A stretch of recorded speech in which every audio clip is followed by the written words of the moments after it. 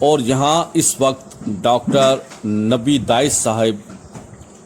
ایک ایکسپیریمنٹ کر رہے ہیں اور انہوں نے اس مقصد کے لیے 10 کلچرز کے سیمپل لیے، ان کو اسٹیرلائزڈ کیا یعنی جراثیم سے پاک کیا، اور پھر اس میں انہوں نے ایک مکھی کو گرا دیا، پھر اس کو اس میں سے نکالا اور اس کا مائکروسکوپک ٹیسٹ لیا گیا۔ اس کے بعد انہوں نے اس سیمپل میں ایک مکھی لی اور اس دفعہ انہوں نے گرانے کے بعد اس کو اس میں سنک کیا یعنی ڈبو دیا، اور ڈبونے کے بعد پھر اس کو اس میں نکالنے کے بعد اس کا مائکروسکوپک ٹیسٹ لیا گیا۔ پھر اس کے بعد 2 بار مکھی کو ڈبویا گیا، پھر اس کا ٹیسٹ ہوا، اور پھر تیسری بار 3 بار مکھی کو اس سیمپل کے اندر ڈبو دیا گیا اور پھر اس کا ٹیسٹ لیا گیا۔ اب جو رزلٹ آیا وہ بڑا دلچسپ تھا اور حیران کن تھا۔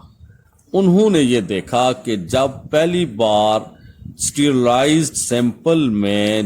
مکھی کو صرف گرایا گیا تھا تو اس کے نتیجے میں اس سیمپل کے اندر بہت سارے جرمز پیدا ہوئے اور انہوں نے گرو کرنا شروع کر دیا۔ اب جبکہ دوسری بار مکھی کو ڈبو کے جب نکالا گیا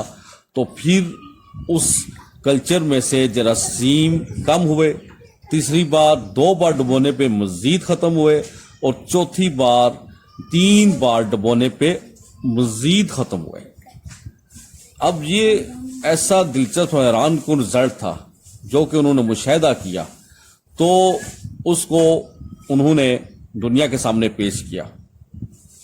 کہ واقعتاً مکھی کے ایک پر میں پیراسائٹس ہوتے ہیں جو کہ مختلف قسم کی بیماریوں، مثال کے طور پہ ہیضہ یعنی کولرا، ڈائریا،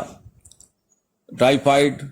ملیریا اور مختلف قسم کی بیماریوں کا سبب بنتے ہیں، جبکہ دوسرا اس کا جو پر